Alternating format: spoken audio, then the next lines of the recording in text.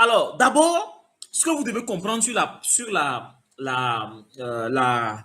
crédibilité, c'est que si je suis un vendeur de l'eau, si c'est ce produit-là que je vends, ma crédibilité est fortement liée à l'entreprise qui fabrique de l'eau. Si cette entreprise a réussi à obtenir une forte crédibilité sur le marché, automatiquement, quand on me voit avec de l'eau, je deviens en même temps une personne crédible. Avant même qu'on ne puisse commencer, je deviens une personne crédible. Si je suis quelqu'un qui recommande ces compléments alimentaires, par exemple, automatiquement, si cette entreprise Forever Living Product qui fabrique ces produits-là est une entreprise crédible sur le marché, automatiquement, quand on me voit, je bénéficie automatiquement de cette crédibilité. Les gens qui passent chez McDo, chez McDonald's, pour aller acheter à manger ou bien qui prennent le café ou le thé chez McDonald's, vous pensez que McDonald's fait le meilleur café ou bien le meilleur thé ou bien vend les meilleurs produits? Mais non. Les gens partent chez McDonald's parce que McDonald's est une entreprise crédible. Les gens achètent chez McDo parce que McDo est une entreprise crédible. Donc, le vendeur ou le distributeur qui recommande ou qui distribue les produits d'une entreprise crédible bénéficie automatiquement d'une partie de la crédibilité. Si vous êtes dans la vente directe. Maintenant, si vous êtes dans les affaires et vous n'êtes pas lié à une marque, à une entreprise, sachez que votre crédibilité personnelle est en même temps votre propre marque, votre propre entreprise, et c'est ça qui est mis en jeu. C'est ça qui est mis en jeu. C'est ça réellement qui est mis en jeu. Alors, sachez que dans le domaine de la vente, pour acquérir une bonne crédibilité, vous devez poser les bonnes questions. L'art de poser les bonnes questions. Écrivez dans les commentaires l'art de poser les bonnes questions. Je vais vous montrer un schéma qui va vous permettre de pouvoir poser tout le temps les bonnes questions à vos prospects. Ça va faire en sorte que votre prospect aura même envie de vous rencontrer, envie de vous écouter et sera prêt à répondre à toutes vos questions pour que vous puissiez rentrer dans le processus de la vente avec lui. Si vous êtes intéressé, écrivez dans les commentaires l'art de poser les bonnes questions. L'art de poser les bonnes questions. L'art de poser les bonnes questions. L'art de poser les bonnes questions. L'art de poser les bonnes questions.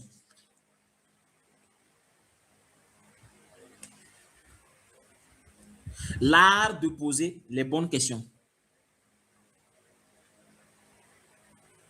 Alors, les amis, afin de poser les bonnes questions, vous devez tenir compte du style de communication de votre prospect. C'est important.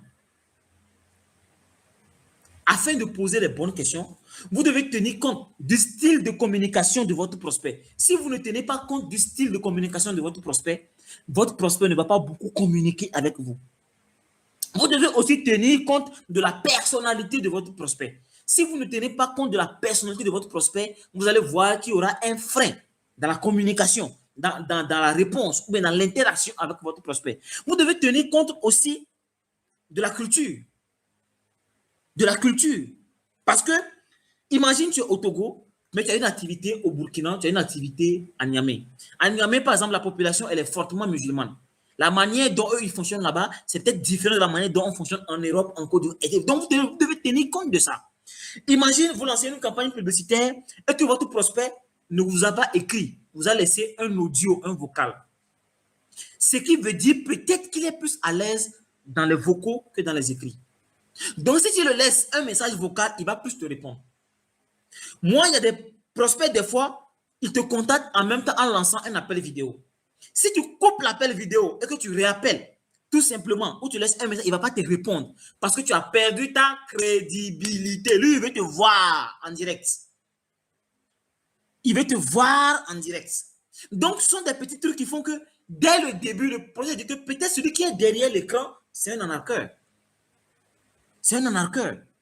Telle personne qui a dit, moi, je ne lui fais pas confiance, hein. Tu n'as pas encore écouté, tu ne l'as pas vu, tu n'as pas échangé avec lui, mais automatiquement, tu dis que toi, tu ne lui fais pas confiance. Mais pourquoi? Non, les amis, lâchez des pouces, lâchez des pouces, lâchez des pouces, lâchez des pouces, lâchez des pouces. Alors, les amis, vous devez tenir compte de tout ça. Si vous ne tenez pas compte de ça, c'est déjà mort. C'est pourquoi je vous dis, tenez compte du style de communication de votre prospect, tenez compte de sa personnalité et tenez compte aussi de l'aspect culturel. Vous devez tenir compte de ça. Si vous êtes d'un pays, vous comprenez un peu comment ça se passe. Vous savez qu'il y a des ethnies, des religions, ce n'est pas la même façon de faire, ce n'est pas la même façon de communiquer, ce n'est pas la même façon de s'habiller. Donc, il y a tout ça là, ce n'est pas la même éducation, ce n'est pas la même façon d'interagir et de répondre aux gens. Donc, vous devez tenir compte de ça. C'est ce qui fait que beaucoup de personnes perdent leur crédibilité. Un prospect écrit message, c'est parce qu'il peut-être il est à l'aise dans les messages. Il te laisse un audio, peut-être parce qu'il est à l'aise dans les audios. Il y a des gens, quand ils voient ton numéro sur Internet, ils laissent carrément Internet là, ils t'appellent directement pour échanger avec toi. Il y en a des gens comme ça. Donc, ça, vous devez tenir compte de ça. Si vous ne tenez pas compte de ça, votre crédibilité personnelle sera mise en jeu. Parce qu'il ne te connaît pas. Donc, il tient compte des petits trucs pour se faire une idée. Parce que les gens, ils ont peur d'être anarqués. Ils ont peur de faire confiance pour après être détruits, être anarqués, être volés et puis ne pas trouver satisfaction à leurs problèmes. Ne pas trouver satisfaction à leurs problèmes. Donc, il est important que les uns et les autres, ici connectés, puissent prendre conscience de ce que nous sommes en train d'expliquer. Alors, vous devez employer ce que j'appelle souvent une affirmation de crédibilité. Une affirmation de crédibilité, c'est l'ensemble des étapes qui va permettre à ton prospect de te faire confiance dans l'immédiat, de te trouver crédible pour pouvoir répondre à toutes tes questions, pour qu'ensemble, vous puissiez examiner le problème qu'il a, pour qu'après, tu puisses lui proposer les meilleurs produits pour que lui puisse avoir les résultats qu'il veut. Et ce sont des affirmations de crédibilité. Alors, les affirmations de crédibilité, ça se fait en 4 étapes.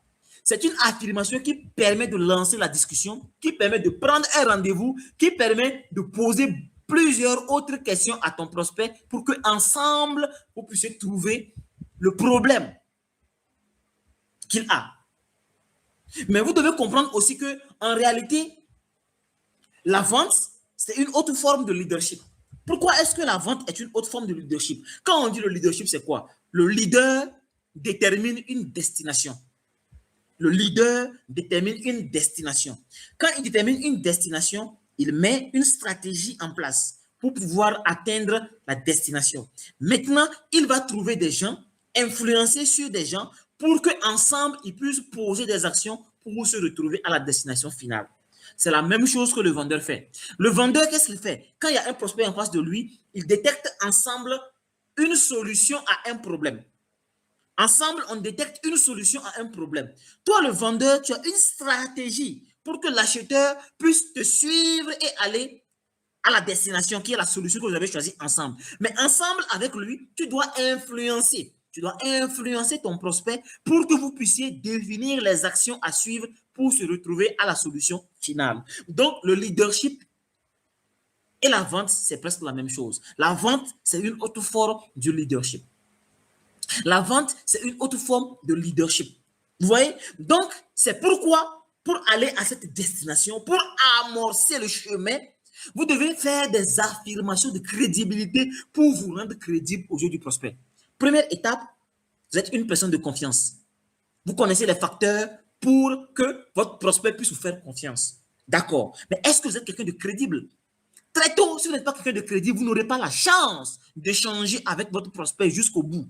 Or, qui dit qu'il n'y a pas échange jusqu'au bout, pas de possibilité de vente. C'est pourquoi la plupart des prospects, moi je sais, plus de 40% des gens qui vous contactent, vous n'arrivez même pas à échanger avec eux. Mais si tu n'échanges pas avec un prospect, comment comptes-tu le vendre? Tu ne pourras pas le vendre. Donc, affirmation de crédibilité, c'est l'ensemble des étapes qui vous permet à vous deux de te mettre d'accord pour commencer le chemin qui va mener vers la solution. Donc, l'art de poser les bonnes questions.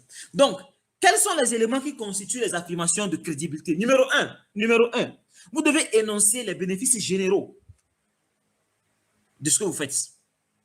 Vous devez les bénéfices généraux de votre produit, de votre service, de ce que vous faites. Vous devez les énoncer clairement. Ça, c'est la première étape. Ah, les amis, vous devez prendre des notes. Hein. Si vous ne prenez pas des notes, ce n'est pas bon. Alors, deuxièmement, vous devez donner des résultats sur la façon dont les clients en particulier ont obtenu le bénéfice que vous venez d'énoncer. Vous avez annoncé les bénéfices généraux. D'accord. Maintenant, en deuxième étape, vous devez parler de la manière dont les clients que vous avez déjà eus ont eu un résultat. Deuxième chose. Sinon, vous n'êtes pas crédible. Troisième chose, vous devez suggérer que les bénéfices que vos prospects ont eus, il se pourrait que lui aussi qui est en face de toi actuellement puisse aussi avoir les mêmes bénéfices. Et en quatrième position maintenant, vous faites maintenant la transition vers la vente. Vous faites la transition pour amorcer le chemin vers la vente. Maintenant, comment est-ce que vous comptez vendre à votre prospect? Est-ce que vous voulez prendre un rendez-vous physique? Est-ce que vous voulez prendre un rendez-vous téléphonique? Est-ce que vous voulez échanger en même temps sur Internet? Donc, vous demandez maintenant sa permission pour qu'ensemble, vous puissiez examiner son problème, voir si vous avez réellement la solution à son problème pour qu'il puisse maintenant faire le choix de la solution qu'il veut et aller maintenant jusqu'au bout. Les amis, est-ce que vous m'avez compris? Quand vous faites ça, vous êtes crédible automatiquement. Parce que si vous ne faites pas ça, le prospect ne va pas vous permettre de lui poser les questions maintenant pour connaître son réel problème. Mais quand vous démarrez en même temps et que vous dites, OK, depuis quel moment vous avez tel problème? OK, quel est le nombre de personnes dans ton équipe? OK, d'accord. Est-ce quel résultat vous voulez? Quand vous allez directement comme ça, ce n'est pas crédible. Et surtout, quand il s'agit d'Internet et que la personne ne t'a jamais vu, la personne a vu ton numéro, il sait que tu n'es pas dans le même pays que lui, il va penser aux arnaques. Peut-être même tu vas lui poser les bonnes questions, il sera réticent à te répondre. Oui, c'est comme ça. Quelqu'un qui commence à me poser des questions qui touchent à ma vie privée, à ma santé, à ma personnalité, à mes affaires, que je n'ai jamais vues, que je ne connais pas, je ne sais pas s'il est crédible ou pas. Je vais peut-être partager ces informations après, ça peut maintenant se retourner contre moi. Donc, qu'est-ce que vous devez faire? Premièrement, vous devez énoncer les bénéfices généraux de votre produit, de votre service. Secondo, vous devez dire la manière dont un client ou des clients ou un groupe de personnes a obtenu satisfaction par rapport à ce que vous faites. Et vous devez suggérer que les satisfactions que cette personne-là a obtenues peut aussi, lui aussi, il peut bénéficier de cette satisfaction-là. Maintenant, en dernière position, vous faites maintenant l'ouverture en fonction de ce que vous voulez. Permettez-moi, monsieur, que je puisse me rendre à ton bureau demain à 9 h pour qu'ensemble, on puisse voir réellement si je possède une solution qui peut réellement t'aider. Le rendez-vous est pris. Alors, est-ce que demain à 9 h, ça serait possible que je vous appelle pour qu'on puisse échanger? Comme ça, ensemble, nous allons voir quelle est la solution idéale à votre problème. Vous voyez? Et puis ça passe. Et il dit, OK, le rendez-vous est pris. Là, maintenant, vous êtes déjà une personne crédible à ses yeux. Il sait que c'est quelqu'un qui est dans un domaine donné. Les amis, c'est vraiment important ce que je vous explique. Alors, lorsque vous voulez parler des bénéfices généraux de vos produits, vous devez être très bref.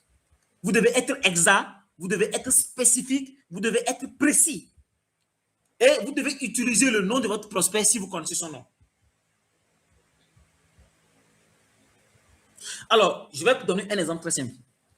Nous avons aidé une entreprise qui travaille dans le même domaine que vous à augmenter les profits de 20% par vendeur. Imaginez que je suis un vendeur de formation à une entreprise et une entreprise peine à faire décoller ses ventes. Et ils m'ont appelé pour venir augmenter leur chiffre d'affaires. Je vais dire, nous avons généralement aidé une entreprise qui travaille dans le même secteur que vous à augmenter les bénéfices de 20% par vendeur. Vous voyez? Donc, ça, j'ai énoncé le bénéfice général de mon coaching, de mon expertise, de ma formation. Vous voyez? Donc, c'est comme ça. Maintenant, en deuxième étape, je dois affirmer un résultat spécifique ou bien quelque chose lié à une entreprise spécifique qui a obtenu un résultat quelconque. Et quand vous le faites, ça va être très avantageux. Un autre exemple très simple. Je peux dire que quoi? Business Training Online nous a confié qu'il avait renforcé ses ventes à travers leur site web de 27%. Vous voyez? Donc, je dis, généralement, quand les gens ils prennent mon coaching, ils ont des résultats extraordinaires parce que plus de 95% des personnes qui ont pris mes coachings se sont en sortis. Secondo, la dernière équipe que j'ai eu à former, 3 mois après avoir appliqué constamment les concepts que nous leur avons partagés, ils ont grimpé leur chiffre d'affaires de 27%. Ça, c'est la deuxième étape. Maintenant, cette entreprise-là, je vais chercher une entreprise similaire à la personne qui est en face de moi. Vous voyez? Troisième étape, donc il se pourrait que le travail que nous aurons à faire ensemble puisse aussi contribuer à augmenter votre chiffre d'affaires de façon considérable. Vous voyez? Donc, il ne faut pas faire des promesses exorbitantes, des promesses exagérées, ainsi de suite. Ainsi. Non, non, non. Il faut lui faire comprendre que les résultats que tu as obtenus avec la dernière entreprise que tu as formée, il se peut que lui aussi, il puisse obtenir des résultats similaires, même voire plus. Vous voyez? Alors, permettez à ce que on ait une discussion approfondie pour qu'on puisse, puisque je puisse détecter le réel problème que vous avez dans votre entreprise, afin que je puisse vous proposer un plan d'action de travail pour que ça puisse vous aider à long terme. Vous voyez? Et quand je parle comme ça, il va dire, OK, d'accord, il n'y a pas de souci. Maintenant, si je veux le faire par message, c'est à moi de l'orienter. Par appel, c'est à moi de l'orienter. Si je veux le faire par rendez-vous physique, c'est à moi de l'orienter. Si c'est lui qui doit venir chez moi, c'est à moi de l'orienter. Si c'est moi, je dois aller chez lui, c'est à moi de l'orienter. Donc, quand vous le faites comme ça, la discussion est ouverte parce qu'il te trouve crédible, il te trouve dans son élément. Il sait que toi, à qui il est en train de parler, ce n'est pas un mécanicien à la place d'un médecin. Ce n'est pas un médecin à la place d'un soudeur. Ce n'est pas un soudeur à la place d'un plombier. Je suis réellement en face de la personne crédible. Et c'est comme ça, vous allez augmenter vos ventes. Parce que la confiance et la crédibilité y est. Alors, si on te fait confiance et qu'on te trouve crédible, il faut apporter ce qu'on appelle une valeur. Et ça, c'est la troisième composante.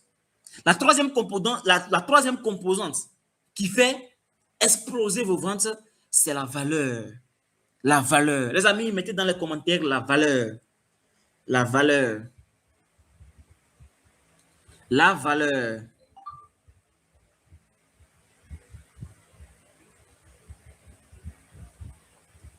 La valeur. Les amis, est-ce qu'on est ensemble?